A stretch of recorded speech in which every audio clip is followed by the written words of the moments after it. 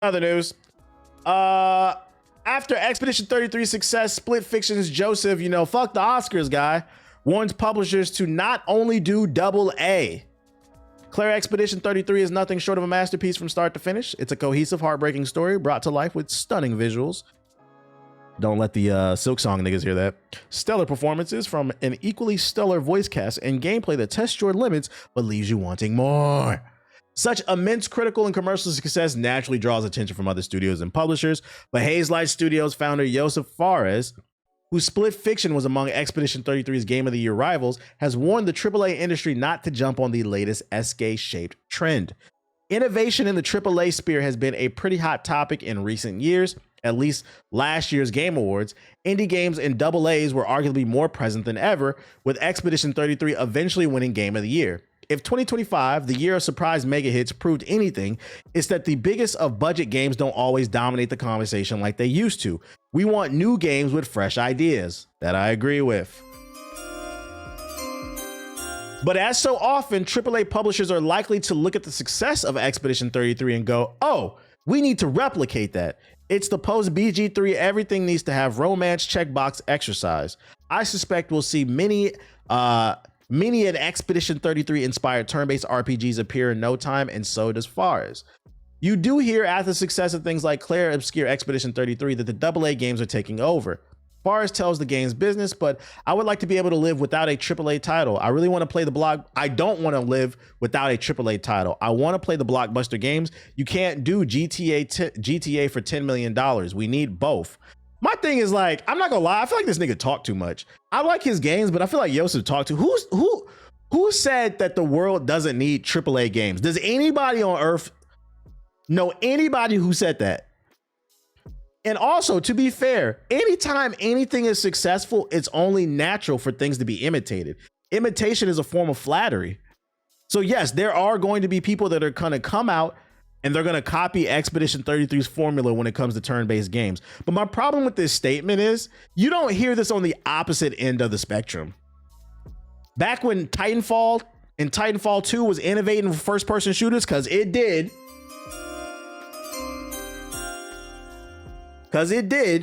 Which, by the way, this nigga in the chat said, I'm reading more like Kai Cenat right now. Fuck you, nigga. Like, yo, Kai bought reading back.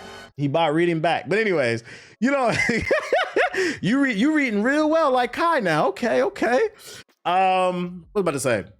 You don't hear it on the opposite end of the spectrum. And what I mean is when Titanfall 2 was innovating and every first person shooter added wall running, you didn't hear nobody complaining. Oh man, I really hope there's no more AA games. Like, what's the correlation on that? Anytime anything is hyper successful or innovative or creative, people are going to copy it. And the reality is it's not that big of a deal because only the real survive. The creators of Expedition 33 will survive because they're the ones that came up with the original idea. It's one of the reasons why you shouldn't get too upset when people steal an idea from you, unless it's like something super innovative, like a piece of technology. Then you should have patented it, nigga. But like creative ideas, because the thing is they'll steal that idea from you once, but they can't replicate it because they're not you. They don't have that abundance mindset. They're just a fucking thief. And they're not even a cool one like Sly Cooper. You think Kai's gonna raise the reading level to 6 or 7 from 6 to 7th? Yeah, I think so. This man says having needless takes. Yeah. It's important not to get stuck in ideas like a AA thing. Oh yeah, we read that. Instead, he'd rather have the success of like games like Expedition 33 or Baldur's Gate 3 drive innovation internally versus straight copying. While AAA studios can understandably be averse, I'm not gonna lie, this nigga sound like an op right now. And it's funny because we talked about him the other day about how he said, oh man, EA never did me wrong. Yeah, because your games are performing well. The moment your game stops selling, they will fuck you over. It feels like he's leaning a little bit more towards the corporate side because he's like, I don't want people to copy. People are just gonna copy. You can't stop that, whether it's AAA, AA, a music album, whatever, bro. It sounds like he's just sucking up the EA. You saying he an industry plant? Say it ain't so. Do you think if Square Enix had a situation where 33 devs broke off and made a passion project, it would rival Expedition 33? It's hard to say. It's possible. I don't know, man. I think part of the reason what made Expedition 33 so special is it was very French. It was a bunch of French developers leaning into their culture. I don't know what the culture is like in Japan. If they left and made a passion project, would they do something like that? I don't know where they would draw inspiration from. I don't know. I don't know what the fuck I'm saying. It's possible. I don't know. Next topic. Yo, shout out to Agor with the sub. And because he's talking so much, he's contradicting himself. Yup. And that's why less is more. Less is more. It's about the job. You don't have to offend potential quadruple A. All right, bro. It's quadruple A employer. That doesn't make sense because you can argue that Expedition 33 has inspiration and some imitation from Legend of Dragoon. Oh yeah, it does. The problem with that is like Legend of Dragoon is a game, if you know, you know. I'm not gonna lie, that's not in the zeitgeist of conversation. So to a lot of people, Expedition 33 is super innovative. But if you play Legend of Dragoon or even Paper Mario, you can see where Expedition 33 is drawing inspiration from. A lot of people didn't play Legend of Dragoon. It is an obscure PlayStation 1 game. It's a deep cut. So to a lot of people, this was innovative. But it is what it is. It is PS1 classic, PS1 classic. Someone said gamer elitist when a game ain't got a sword or magic in it. They mad on Twitter. Someone said gamer elitist when a game ain't got a sword or magic in it. You're not an elitist if you don't. If you're complaining about a game not having magic or swords in it, that's not how it works. That feels like just ball and gun gamers are really upset that they're getting called ball and gun gamers. And I don't even understand why they get mad. We got the data on you niggas, bro. We saw the top 10 most downloaded games on PS5. Most of you guys are ball and gun gamers. I don't understand why that bothers you. You like what you like. I'm not insulting you when I say you're a ball and gun gamer. I'm just telling you to shut the fuck up when it comes to other topics.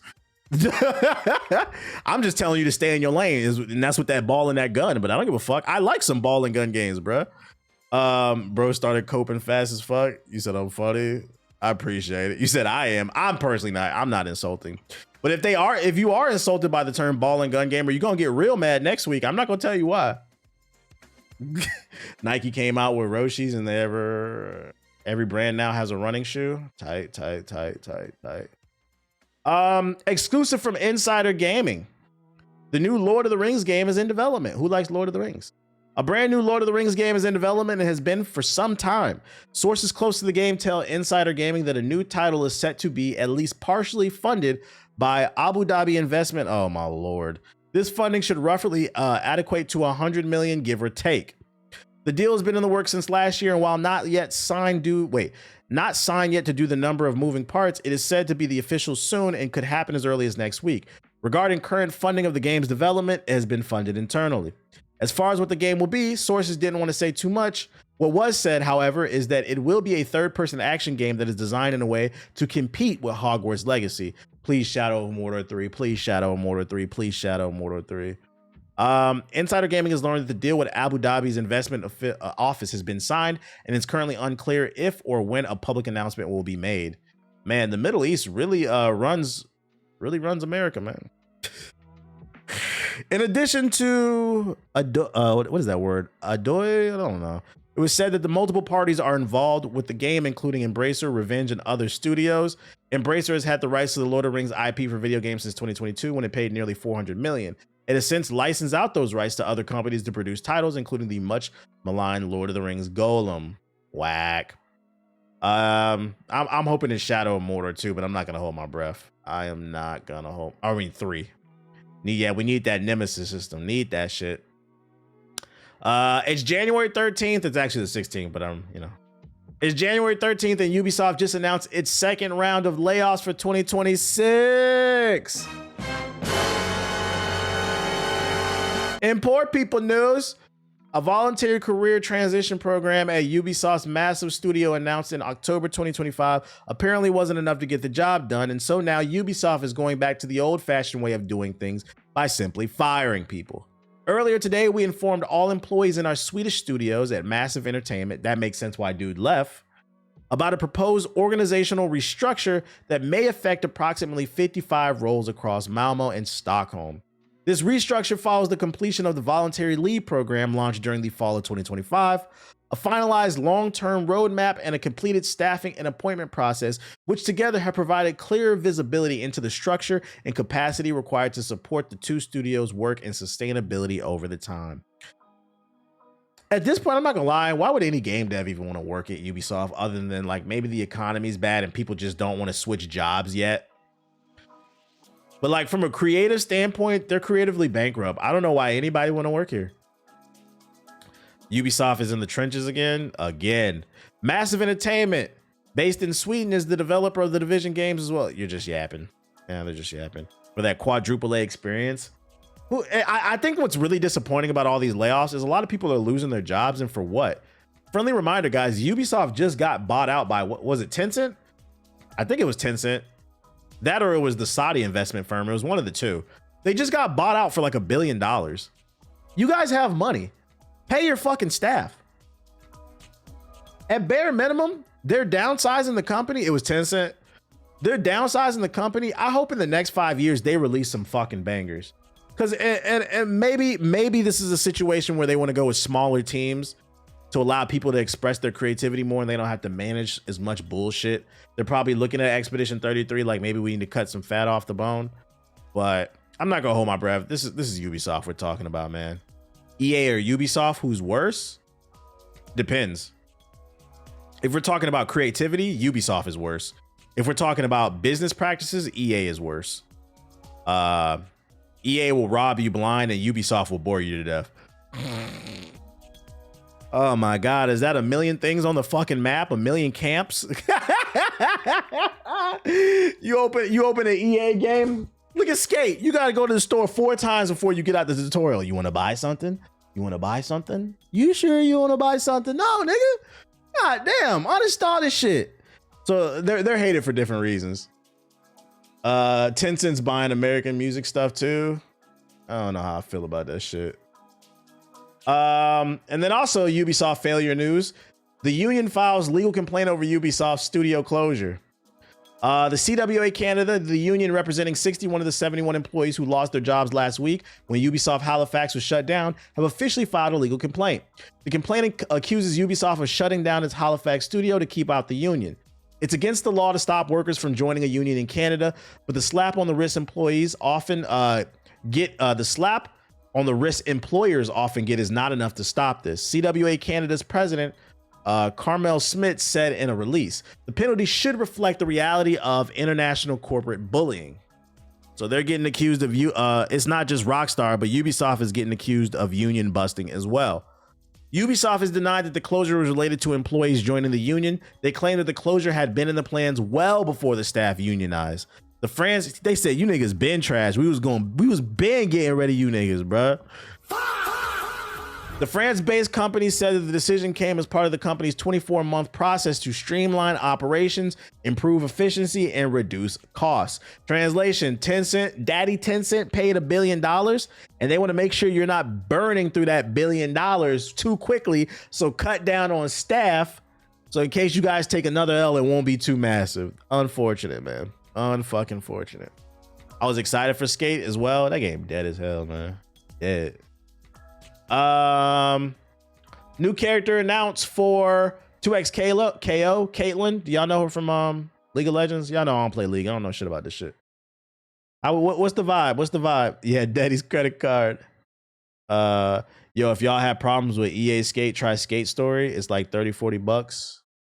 Ain't that free on PlayStation 2? I think PlayStation Plus. Sheriff Kiriman sighting target.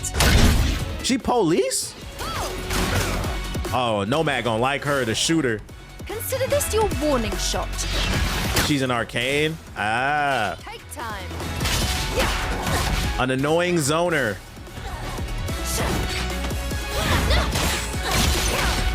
Double tap. Up you go.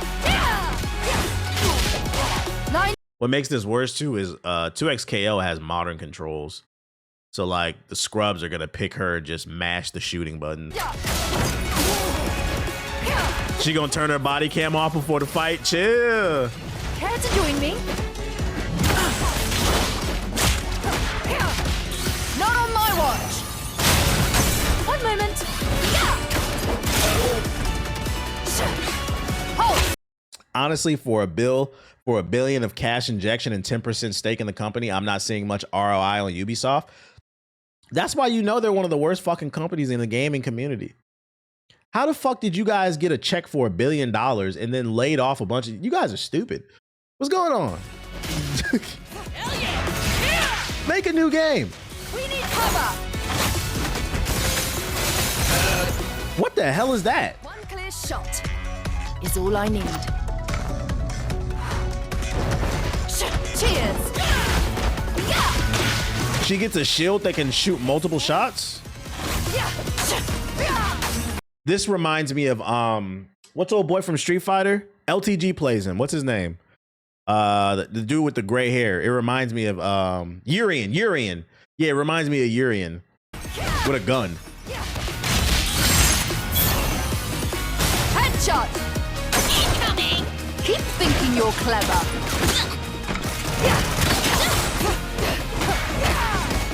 Nice try.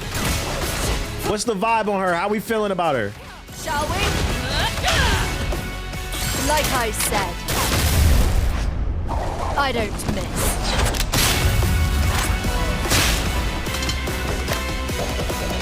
You can avoid my sights. Play for free. Global launch January 20th. 4 days is coming to console. The combos are cool, but zones never use combos. Exactly. The moment I see a zoning character, all I see is you're going to stand at the edge of the level and just shoot. You're not going to actually do any of those combos that we just saw. That takes too much skill. Why would you pull up with a gun character? For free, she's decent. I feel that. Let me turn my music back on. Former Bethesda lead says that the Elder Scrolls 6 got announced so early because the studio had to make sure people were not just pissed at us for revealing Starfield instead. And nigga, what news? Former Bethesda lead artist Nate something has given a new interview to Esports Insider in which he makes the eyebrow-raising suggestion that the Elder Scrolls 6 was announced when it was because the studio was worried people were pissed at the people were pissed at it. The Elder Scrolls 6 was announced simultaneously alongside Starfield at E3 2018. It's been 8 years.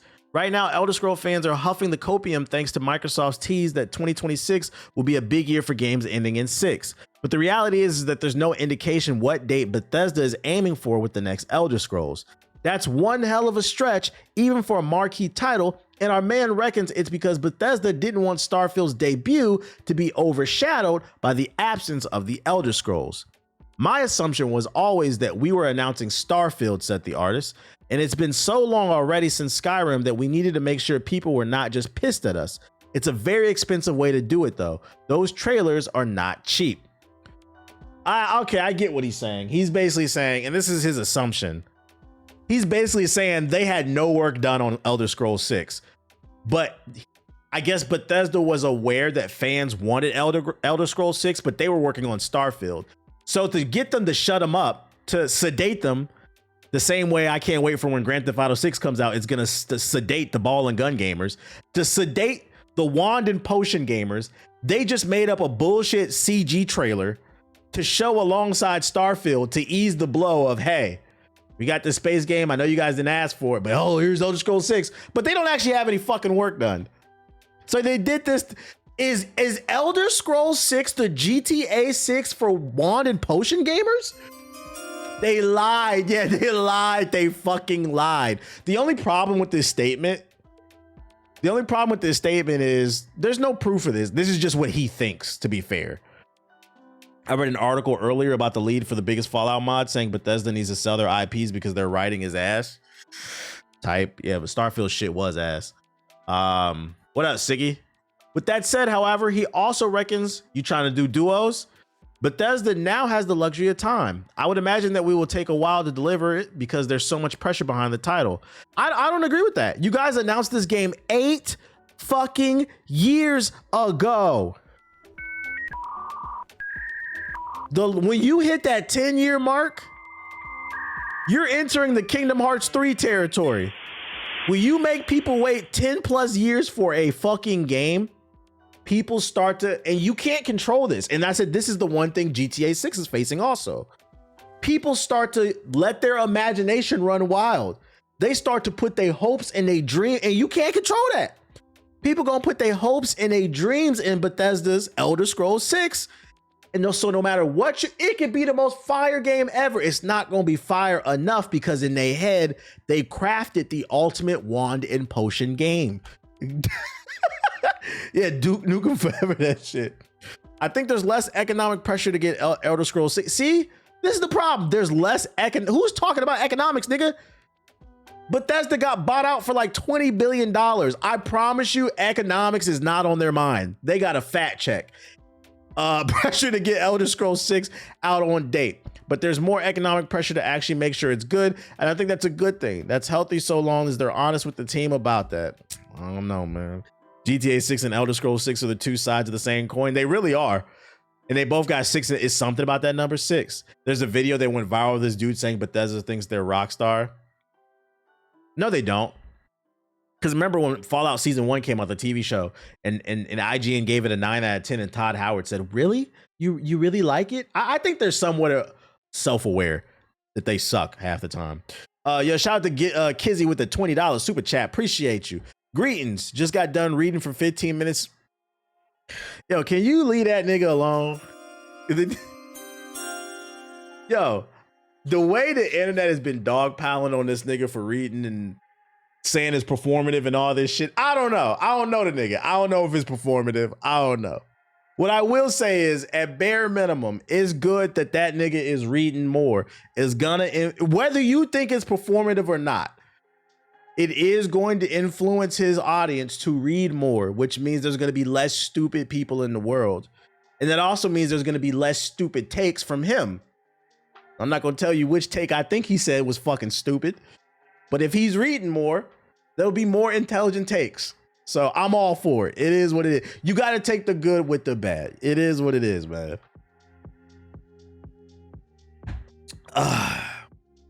He said too many to choose from. Let that man develop, bro. What I tell you, you Gen Z niggas would have never let Malcolm Little become Malcolm X, man. It's unfortunate. He's not even reading good though. He's rushing against the timer. Well, to be fair, when you first start out with something, you're not gonna be good at it. You got to get better over time, and even still, you won't be perfect. I still stumble over words sometimes. I don't know words, and I'll sit there and Google it. I do find it very fascinating that some of y'all got mad at him for pulling out a dictionary, and I do that same exact shit on this stream. I don't know a word. I'll literally right click and look it up. I'll sound it out. You only know something if you take the time to learn it. So at bare minimum, if you think it's performative or not, I think it is a good influence. It is what it is, man. I Google words every day. That's how you do it. Like, well, maybe some of you niggas was just blessed to wake up and know shit. I wasn't. To combat stupidity, you got to start from the education system, which is completely cooked. But yeah, that's a different conversation. You only know something if you take the time to learn it. Take the time to know. In all seriousness, is going to get more kids to watch him to read. Yeah, think about all the kids who played Elden Ring because of him. Shit. What I would say to him if I could sit him down is I'd be like, don't get too wrapped up in the self-help books, because that can get toxic for those you unaware. All them damn self-help books. Like, if you really want to get into reading, also learn to read for fun. Read, like, you niggas gotta start reading fiction. I'm gonna be honest. And whatever that fiction is, if you want to read horny love novels, do that. I like reading comic books, bro. But if you're really trying to get into reading, you gotta learn to read for fun too. Yeah, like, too many niggas reading Rich Dad Poor Dad. Like, y'all gotta get off that shit. So, like, that stuff is cool, but like, that shouldn't be your complete diet. Like, yeah, 48 laws of power head asses, man.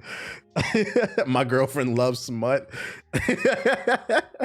Yo, low-key, a lot of girls love smut. Yeah, no David Goggins, bro. Y'all niggas need to stop reading Why Women Deserve Less from fucking Myron Dumbass Gaines. What is this shit? Let's see. Swag gets told to go back to Black Ops 7 isn't the Oh my god. Hey, can we talk about this? Can we talk about this? Can we talk about this? Can we talk about this? Shut up, bitch. Get back. Wait. Can we talk about this? Black Ops 7, best game ever. Shut up, bitch.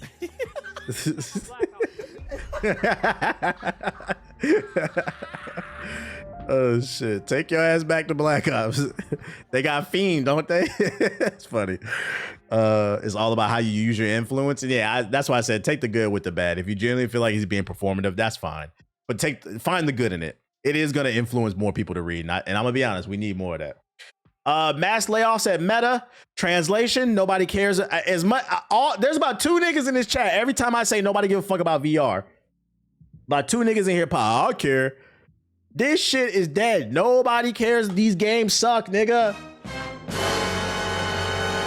The only people who play VR games are the 2 niggas in my chat and little bean-headed ass niggas, bruh. I don't know what it is, but I seen a lot of videos on social media. The largest population of MetaQuest owners are bean-headed ass 10-year-old niggas. You know what I'm talking about? Niggas who go to the barbershop and get the baldies. I don't know what it is, but bean-headed ass niggas love this shit, bruh. Mass layoffs at Meta. Meta, the parent company of Facebook, made major cuts to its workforce on Tuesday. The head be cold as hell with that headset on, including an estimated 10% of employees in its Reality Labs division, which is said to affect more than 1,000 workers.